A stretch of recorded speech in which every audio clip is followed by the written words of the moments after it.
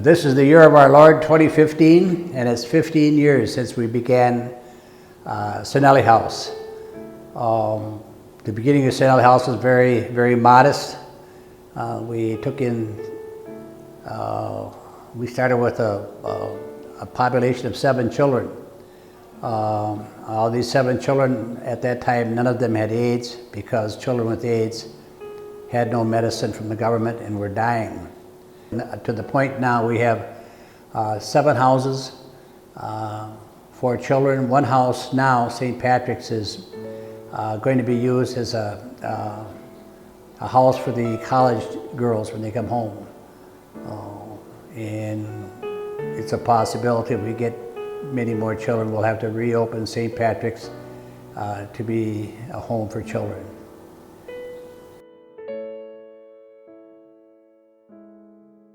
Well, House of Hope was our nursery.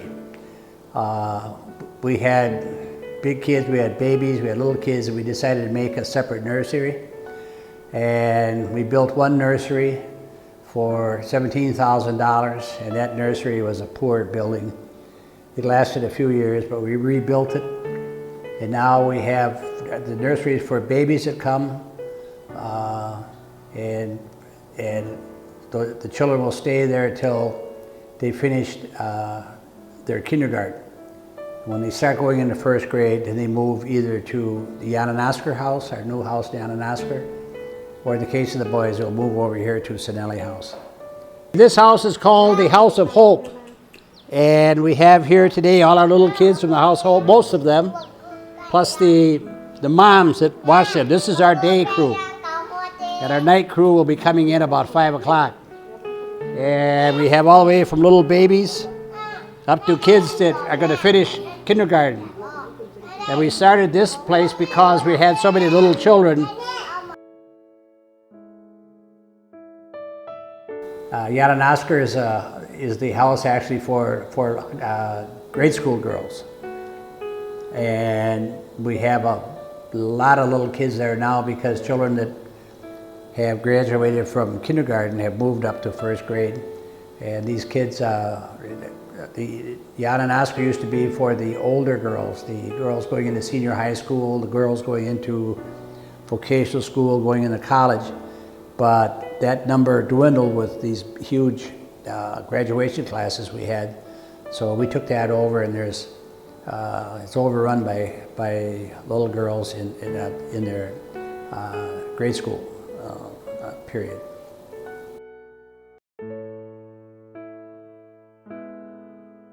Viacook was the original house that we had. It's the Our Lady of Refuge. And we built 2 more buildings. We built a 3rd building, but now it's we have over 20 girls there who are going to high school. So our junior high school girls all live in Viacook, and they grow mushrooms, they make jewelry, they do many things, the things that they could do so as to help with the various expenses they have, expenses that would not necessarily be in the budget. These girls here from Our Lady of Refuge are the girls that make all the jewelry that they sell, and the money that they use when they sell the jewelry they use for their education, for medicine, and for general expenses of Sarnelli House. They have all kinds of. They're very good. สวัสดีค่ะพวกหนูทำสายประคำเองนะคะในเวลาว่างหนูใช้เวลาให้เกิดประโยชน์ก็คือมาทำสายประคำค่ะแล้วก็ลูกปัดอีกเยอะอยู่ค่ะก็พวกกำไรแขนสร้อยแล้วก็ตุ้มหูแหวนบ้างค่ะกรุณาพวกหนูเลยนะคะราคาก็ไม่แพงเท่าไหร่ราคาก็ถูกๆค่ะแล้วแต่จะให้แล้วกันค่ะขอบคุณค่ะ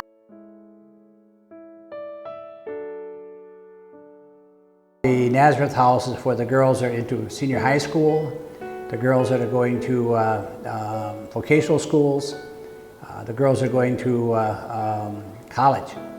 So they're all over at Nazareth House right now. This is the school break, the school school kids have 2 months off. Over half of our girls here at Nazareth House have gone home to visit relatives, friends. Some have gone on to get part-time jobs during this 2.5 month break. But this is the remnant of Israel. This is about 9 or 10 kids that are still here. Some just came back, like Miss On. Where's Miss On? Right here. This lady here just came back today from her visiting her grandmother.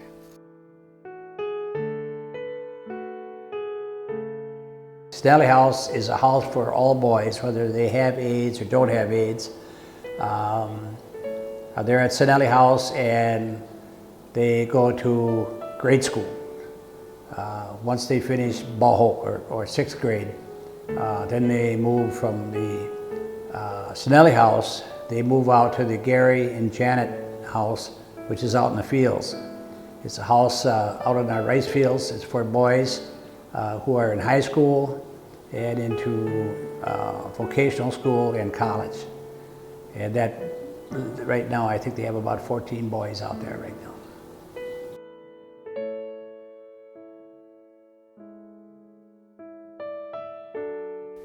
This building here is just built. It's the Manu and Irene Hiradel building. It's the study hall for the boys. When we finished building the Gary and Janet house, the boys would have to eat and then study at the same table. And they were just too close and they're horsing around. So with funds given to us by Mr. Manu, we built this study hall. This is our new cow shed.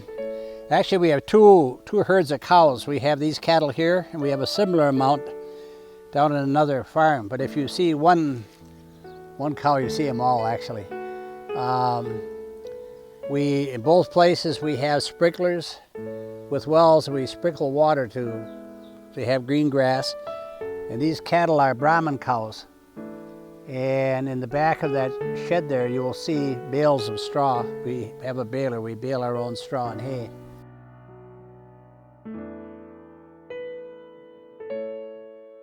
My name is Kate Introna. I work here at Sarnelli House. I'm a volunteer. I've been here for 7 years now. I'm a nurse as well, and I work mainly in the outreach program, and I work in the office and looking after the volunteers. In the outreach program, we target people living in the surrounding villages around Nongkhai and Nongkhai, and mainly people living with HIV or affected by HIV. So mothers with children with HIV, often who can't go to work, either because they're sick or because they have to look after their children. We see new cases, new people that are just diagnosed with HIV and need to go to the hospital to find treatment. We help them get to the hospital, we make sure they're on the right medicine and monitor them. We have a food program where we give out food, rice, eggs, milk, fish every month to vulnerable women. So either women living with HIV or grandmothers caring for children whose parents have died, who can't work. So we provide them food until they're able to find work or until they're strong enough. We also have a milk program where we provide formula milk to babies and infants. So women that have HIV and have a baby, they can't breastfeed according to the Thai government policy. So they need to buy formula milk to give their baby, and a lot of them can't afford it. It's very expensive. So we provide formula milk for these mothers, and also for grandmothers who are caring for babies because the mother has gone off to find work somewhere. We have about 22 infants on that program at the moment. We have a clinic. It was donated and built with money from a Dutch organisation, very strong supporters of Sarnelli House, Friends of Sarnelli. And within that clinic, we run it every Friday morning, where people with HIV come in and we check that they're okay. We give them vitamin supplements. We have a look and see if they have any side effects of their medication. And if there's any problems at all, we take them to the hospital. We have a really good relationship with the local hospital, Nongkhai, and the university hospital in Khon Kaen. So we take a lot of adults up there because many of them can't afford the transport money to get there, and so they miss out on picking up their medications.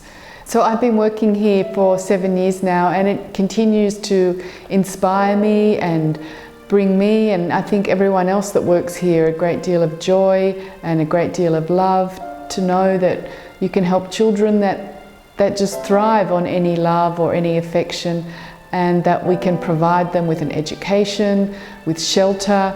We can help them grow up and develop responsibility, and hopefully let them go off into society and to be able to give back to society and be a valuable member of the community. So it's a great source of inspiration and joy to work here and to be part of this organisation, and what it gives to the children and the adults around here. And what it gives to me working here as well. I get so much back, much more than I think I give. So it's a very inspiring place.